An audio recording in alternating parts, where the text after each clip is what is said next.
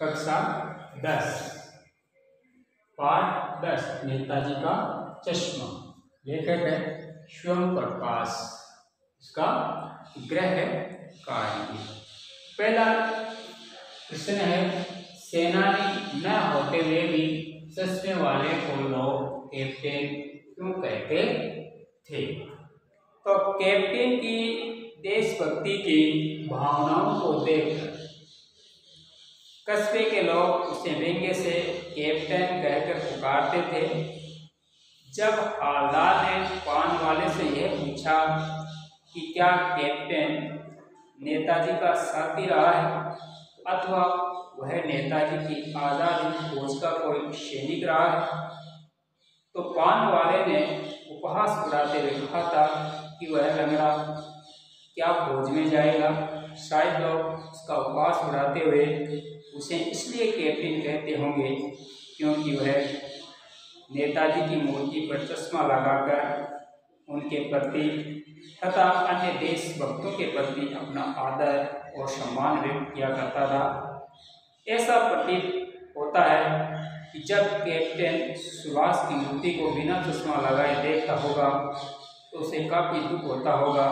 स्थानीय लोग उसकी इन भावनाओं को उसके त्याग और श्रद्धा के रूप में देखा करते थे, इसीलिए सभी लोग उसे सुभाष का साथी समझकर अथवा आज़ाद फौज का सैनिक समझकर कैप्टन कहा करते थे। पहले प्रश्न के बाद में दूसरा प्रश्न, हवलदार साहब ने ड्राइवर को पहले चौराहे पर गाड़ी रोकने को मना किया था परंतु बाद में तुरंत रोकने को कहा। पहला है, हवलदार साहब पहले मायूस क्यों हो गए थे? तो हवलदार साहब पहले मायूस क्यों हो गए थे, इसका हम उत्तर लिखते हैं और देखते हैं। तो हवलदार साहब पहले यह सोचकर मायूस हो रहे थे कि कस्बे के चौराहे पर बिना चश्मे के नेताजी की मूर्ति लगी होगी। मूर्ति पर चश्मा लगाने वाला कैप्टन मर चुका था। अब उस कस्बे में कोई भी व्यक्ति ऐसा नहीं था जो सुभाष की मूर्ति पर चश्मा लगा था। इसलिए हवलदार साहब ये सोच रहे थे कि अब चौराहे पर लगी सुभाष की मूर्ति पर चश्मा नहीं लगा होगा और ऐसा सोचकर वे मायूस हो गए थे। दूसरा प्रश्न है, मूर्ति पर सरकंडे का चश्मा क्या उम्मीद जगाता है? इसका उत्तर है, कस्बे के चौराहे पर नेताजी की मूर्ति पर चश्मा लगा था, चाहे वह चश्मा सरकंडे का ही क्यों न बना हो। यह भाव यह उम्मीद जगाता है कि चाहे मूर्ति पर चश्मा लगाने वाला कैप्टन मर गया हो परंतु कस्बे के लोगों से देशभक्ति का जज्बा कम नहीं हुआ था। हवलदार साहब ने सोचा कि शायद किसी बच्चे ने नेताजी को सरकंडे का चश्मा लगा दिया होगा। इससे यही लगता है कि नई पीढ़ी के लोगों में देशभक्ति का भाव कम नहीं हुआ था। उसके बाद में प्रश्न नंबर 2 का तीसरा है, हवलदार साहब इतनी सी बात पर भावुक क्यों हो रहे थे?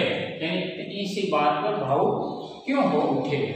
इसका उत्तर है कि हवलदार साहब तो यह सोच रहे थे कि जब वे कस्बे के चौराहे पर पहुंचेंगे तो वहां पर नेताजी की मूर्ति पर चश्मा नहीं लगा होगा, परंतु जैसे ही हवलदार साहब चौराहे पर पहुंचे तो उन्होंने पाया कि नेताजी की मूर्ति पर सरकंडे का चश्मा लगा था। इससे उनकी अब तक की निराशा की भावना आशा में बदल गई। दूसरी ओर हवलदार साहब यह भी सोच रहे थे कि नेताजी की आंखों पर लगा सरकंडे का चश्मा क्या वास्तव में लोगों का नेताजी के प्रति सम्मान का प्रतीक है अथवा फिर उपहास का प्रतीक है। वास्तव में हवलदार साहब की सोच सकारात्मक थी, इसलिए वे सोच रहे थे कि यह चश्मा किसी बच्चे की देशभक्ति का ही परिचय था। इसी देशभक्ति की भावना के बारे में सोचकर हवलदार साहब भावुक होने लग गए थे। इसके बाद में तीसरा प्रश्न है, आज से स्पष्ट कीजिए। बार बार सोचते क्या होगा उस कौम का जो अपने देश की खातिर घर गृहस्थी जवानी जिंदगी सब कुछ होम देने वालों पर भी हंसती है और अपने लिए बिकने के मौके ढूंढती है। इसका आशय यह है कि हवलदार साहब देख रहे थे कि लोगों में देशभक्ति की भावना कम होती जा रही है। यह देखकर वे काफी दुखी और आहत थे। जब मास्टर साहब सुभाष की मूर्ति पर चश्मा लगाना भूल जाता तो एक कैप्टन जो मरियल और पागल सा था उसे यह गंवारा नहीं लगता, इसलिए वह नेताजी की मूर्ति के चश्मा लगा देता है। उस बेचारे के इस कार्य को स्थानीय लोग मजाक ही समझते। इसे जान और समझदार हवलदार कहने लग जाते हैं। जिन लोगों ने अपने देश के लिए अपना सब कुछ समर्पित कर दिया तथा अपना जीवन देश के लिए कुर्बान कर दिया, ऐसे देशभक्तों का लोगों के द्वारा उपहास किया जाता है।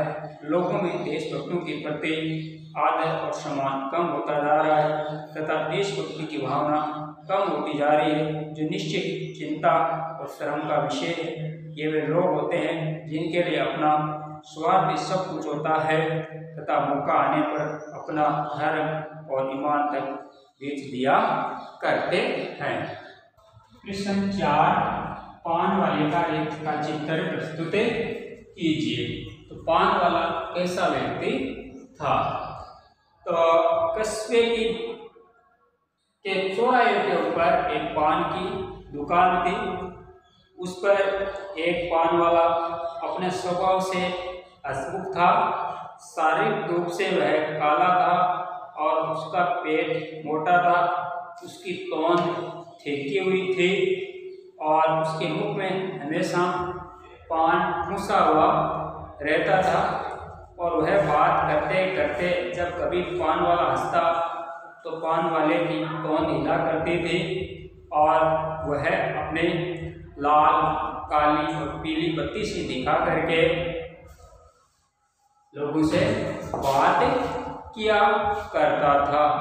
और जब हवलदार साहब ने उससे कैप्टन के बारे में पूछा तो उसने अपनी बत्ती सी दिखाकर और आंखों ही आंखों में जवाब दिया था। 5वां प्रश्न है, वह लंगड़ा क्या कहेगा? फौज में पागल है। पागल कैप्टन के प्रति पान वाले की इस टिप्पणी पर अपनी प्रतिक्रिया व्यक्त कीजिए। इसका उत्तर होगा कि पान वाले के द्वारा कैप्टन के प्रति जो टिप्पणी की गई वह उससे के तुच्छ विचार और छोटी मानसिकता का ही परिचायक है। वास्तव में कैप्टन के प्रति सहानुभूति का भाव होना चाहिए था, परंतु वह पान वाले के हाथों उपहास का पात्र बना, जिसे किसी भी स्थिति में उचित नहीं कहा जा सकता है। वास्तव में कैप्टन आदर और सम्मान का पात्र था। वह अपनी छोटी सी दुकान में देशभक्त सुभाष की मूर्ति पर चश्मा लगाए रखता था। तो कैप्टन आदर और प्रशंसा का पात्र था। वह शारीरिक दृष्टि से कमजोर और लंगड़ा भी था, फिर भी अपनी रोटी के लिए संघर्ष करता था। वह संघर्षशील और कर्तव्यपरायण था। पान वाले के द्वारा कैप्टन के प्रति जो टिप्पणी की गई है उससे तो यही प्रतीत होता है कि उसके मन में कैप्टन के प्रति ईर्ष्या अथवा द्वेष का भाव था। चाहे जो भी कारण रहा हो, परंतु इतना तो निश्चित है कि पान वाले की टिप्पणी को किसी भी रूप में उचित नहीं कहा जा सकता। तो यह है आज का गृह कार्य।